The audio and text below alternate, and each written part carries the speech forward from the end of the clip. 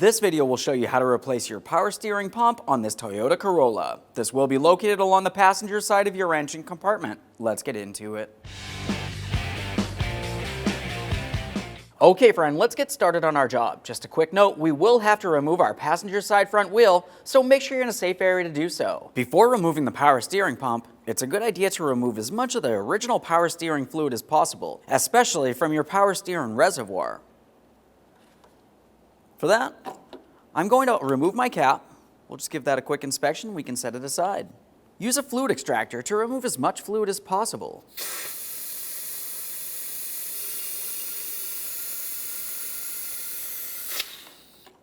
Next, we'll temporarily reinstall our cover so no miscellaneous debris falls inside of the power steering system.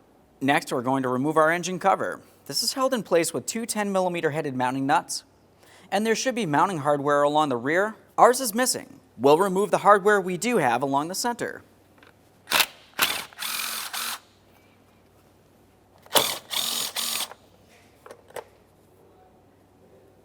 After removing the rearward hardware, you can remove the cover. Now that we have the engine cover out of the way, we're looking just along the passenger side of the engine. This is where you're going to find your serpentine belt tensioner. We'll be using a 19mm so we can pivot this clockwise, releasing tension from the belt, and we'll remove the belt from the alternator pulley. There we are, only goes so far. Now we're being extremely careful for any pinch points as we continue on down in this area. Just go ahead and lift up on that belt and slide it out of place. Now we don't have to fully remove the serpentine belt. Once you do have it dislodged, safely raise and support the passenger side front and remove that wheel. To remove the front wheel, obviously we have it up and off the ground. We're going to remove all 5 of our 21mm lug nuts and we can get the wheel off of here.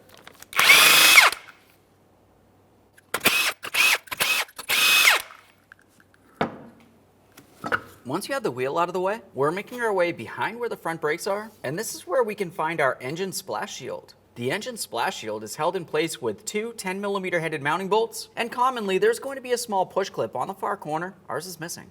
As far as the push clip, go ahead and remove the center to dislodge it, then you should be able to remove the outer portion as well. Continuing on to our two 10mm bolts next.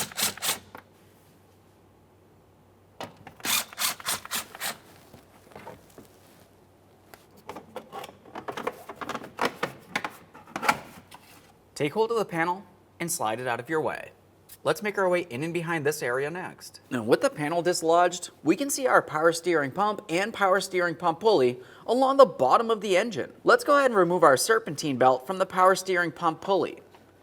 Once you have that off of there, I always just like to give it a quick inspection, and we're going to set that aside. We don't want to get any power steering fluid on the belt that can cause damage. After you have that set aside, we're going to start disconnecting our power steering hoses. You're going to find that we have a reservoir hose that makes its way all the way from the reservoir down to the pump. When you go to remove this clamp, it's probable fluid will make its way out of this area, so we'll just make sure we have a collection receptacle under here so we can collect and recycle all that fluid properly. I'm going to use some hose clamp pliers. You can use whatever you happen to have. For this type of clamp, it has squeezable ears, so we're going to squeeze that in and we'll move this out of place, disconnect the hose from the pump.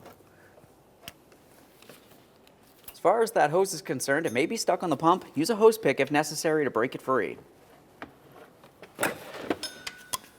Now that we have that separated, just a quick inspection of the hose to confirm it's soft and pliable, not torn, worn, or damaged in any way. Let's get the clamp off of there. Now we need to look just above that. We can see our power steering pressure line. For this, we need to dislodge a bracket prior to removing the line from the pump. We'll use a 10mm to remove that mounting bolt and dislodge the line.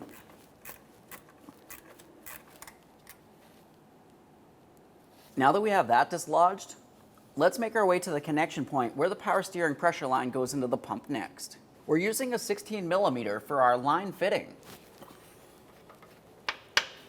Get some movement from that. You can see that line's almost out of the power steering pump. There we are. Now just behind that area, you're going to find a small rubber boot. That's protecting an electrical connector. Dislodge the boot and then disconnect the electrical connector. That electrical connector will have a locking tab. Squeeze it in and dislodge it. I'm just using an angled pick to help pry this out of place. A quick inspection for corrosion and we'll set that aside. Now we're moving from along the back of the power steering pump out towards where the power steering pump pulley is. This can be accessed through that passenger side wheel well. Now, if you were to spin this, what we're paying attention for is two 14mm headed mounting nuts holding our power steering pump to our engine. Now, since these are mounting nuts, of course there's also going to be a mounting bolt. The mounting bolt comes through from the other side of the power steering pump all the way through to where these mounting nuts are. So I'm going to hold that with a 14mm wrench, still on the back side there. The head for each one of these mounting bolts will be aligned with the mounting nuts that you can see on the outboard side. It's not that hard to find. Just trying to get that mounting nut out of place here.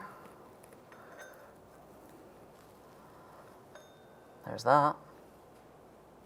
Now I can take hold of that bolt from the inboard side and we'll slide that out of place. There we go. Now that we have that bolt out of there, we can spin this as necessary and we can see the next 14mm mounting nut tucked up inside that area. Just as before, we'll hold the bolt head with our wrench and we can remove that mounting nut.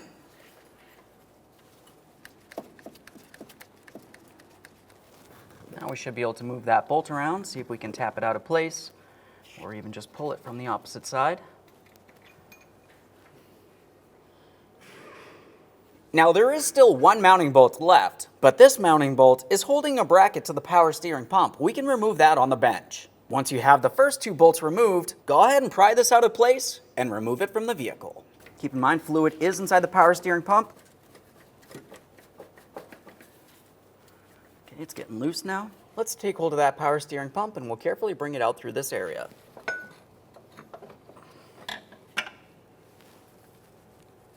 Next, we're going to remove the mounting bolt that holds this bracket in place. We can do that on the bench. We're going to gain access to our 14mm bolt the same way that we have been for all others, so we'll just make our way straight through the pulley. As you get onto that mounting bolt, before you start removing the bracket itself, just have a quick peek at the orientation. We want to have it so this ear is pretty much directly above our power steering pressure switch. If you were looking at the bottom of the bracket where it connects to the pump, it does have one alignment tab. That's going to make things very easy for the alignment of this. This is also a threaded bolt port, so we'll just hold onto the bracket as we continue on. Now clearly fluid is making its way out of the pump here. We have our collection pads. Remove that rearward bracket. Remove the bolt. There it is, friend. All right, let's prepare our brand new power steering pump for installation. The first thing we're going to do is start with our bracket. As I mentioned, the bracket itself does have an alignment tab. Once you have the bracket bolt port aligned, go ahead and pivot this all the way until it bottoms out against the pump. Continue on with your 14mm headed mounting bolt. Start it in, snug it up. We're holding pressure.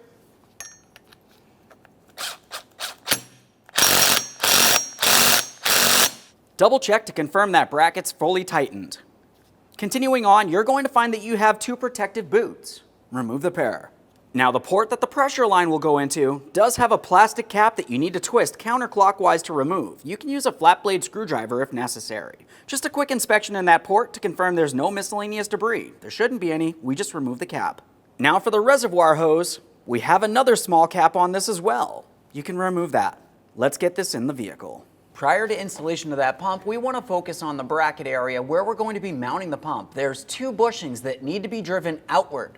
We don't need to fully remove them, we just need to get a little bit of movement, pressing them away, so we can slide the pump in with ease. You can see one down along the bottom here, the second one's located just above it. Small hammer, tap it through.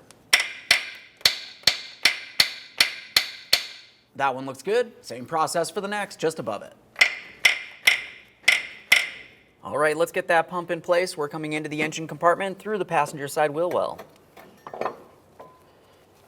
Continuing on, we need to align our mounting bolt ports. Now, once you feel as though you have those aligned, go ahead and start the mounting bolts through.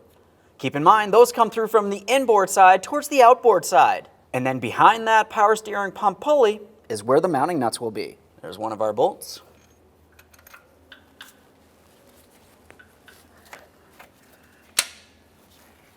There's one. Let's get that other bolt through there as well before we continue on with our mounting nuts. Now the bolts are in place, let's get the mounting nuts on there.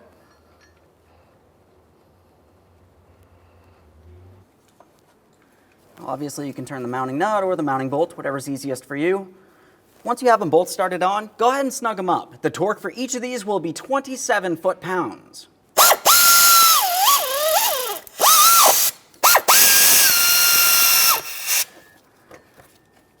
Now just keep in mind when you're snugging these, it may feel as though the mounting hardware bottoms out, but we did push those bushings out.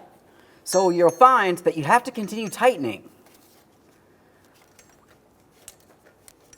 They're both snug. Let's torque those to 27 foot-pounds. Once we have all the hardware fully tightened, make your way back along the rear of the power steering pump. Along the back side here, let's start with the wiring harness for the power steering pressure switch. Line it up, press it in, listen for a click, protect that area. Slide that boot on there. Once you feel as though you have that boot on there as far as possible, we'll continue on with our power steering pressure line. Line it up, start that in by hand so you're sure you're not cross-threading it into the wrong positioning. Now prior to fully tightening that, I like to leave it a little loose so I can maneuver the power steering pressure line around. We're going to continue on with our mounting bracket.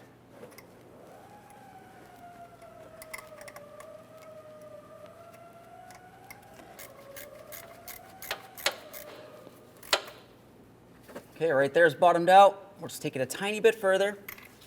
And then we'll make sure our power steering pressure line is fully tightened to that power steering pump. There we are. That's tight as well. Now it's time for the reservoir hose. When we dislodged our clamp, if you slid it onto the power steering pump, you want to make sure that you have that ready to be reinstalled. Now my clamp was fairly weak, so I'm just going to replace it with a new clamp. This one's the turnable type, so I can go ahead and line this up. We'll make sure it's nice and tight.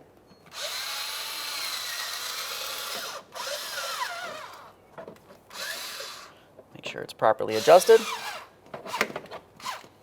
We'll take hold of that hose, attempt to remove it from the power steering pump. One last quick inspection in this area, we can clean our mess and reinstall our shield. We're sure we've cleaned up any mess in this area. I'm going to reinstall my shield with my two 10mm mounting bolts, and as I mentioned, it looks as though there should be one push pin on the far corner.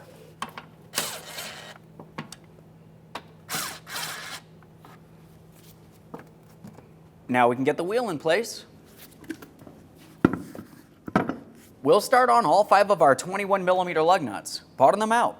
Get the wheel safely on the ground, and then torque each of these lug nuts to 76 foot-pounds.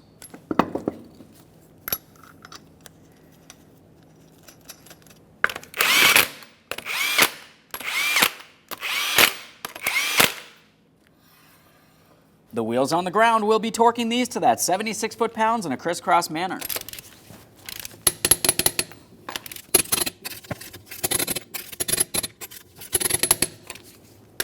Torqued. Let's make our way back under the hood. Now we're inside the engine compartment. It's time to reinstall the serpentine belt. Make sure you install it in the same orientation as where you had removed it. Once you have it installed, double check to make sure it's properly seated. I'm going to carefully start pulling on that serpentine belt tensioner. We're turning that clockwise, releasing tension from the belt. We'll start sliding this over the alternator. That looks good. I'm going to slowly release tension here. Now the next thing we'll do before we go ahead and go any further is just take a peek at each one of the pulleys, confirming it looks as though we're seated all the way around all of the pulleys. Once you've confirmed that, go ahead and remove the tool from that tensioner and we'll move along. Time for the engine cover. We'll rest this in place so all of our mounting ports are aligned. Continue on with your 2 mounting nuts along the front and your rearward hardware. Let's just put that mounting nut directly in our socket.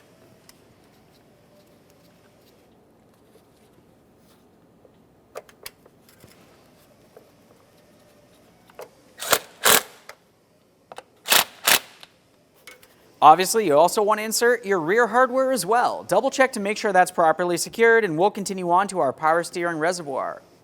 Now, as far as the power steering system, we're going to remove the cap, and you're going to be using Dextron 3 transmission fluid directly inside the port here. Looking along either side of the power steering reservoir, you can see that there's several lines. Those are your add lines. We're going to start adding power steering fluid to the reservoir. You're going to find that fluid will continuously make its way down as air makes its way up and out. So we're going to have to make sure we top off this fluid several times before we even start the vehicle. I just have a small funnel here. Now here's a special tip for you to help bleed out your power steering system. Safely raise and support the front end of the vehicle so both front wheels are off the ground. Once you've completed that, you're going to put the key in the on position without the vehicle running and turn the wheel all the way to one side and then all the way to the other. Repeat this process several times and you're going to find that the power steering rack will push the air up and out and draw the fluid down and into the system. Now we're just going to rest the cap on top of the reservoir. We still have to finish topping this off, but to do that, we need to start the vehicle. A quick note about starting the vehicle. Since we had removed the serpentine belt, we want to start the vehicle, turn it off after 5 seconds. Make your way back out here and triple check the belt, confirming it's seated on each one of the pulleys properly. After that, go ahead and start up the vehicle again, and we're going to let it run. That's going to finish removing any air from inside of the power steering system.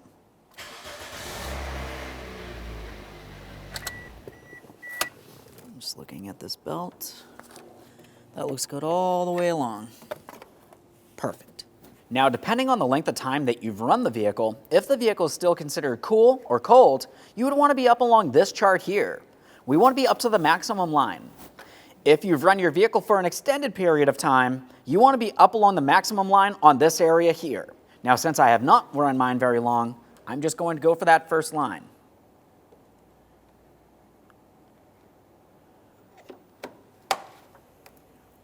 After you're sure you've fully filled the power steering system and removed any air, go ahead and install the cap. Continuing on, you want to make sure you clean any mess from the area, double check for leaks, close the hood, take your vehicle for a road test. Thanks for watching. When only the best will do, demand TRQ. The only company that lets you view before you do. TRQ is committed to offering the highest quality aftermarket auto parts that are engineered for peace of mind. Thanks for using and viewing with TRQ.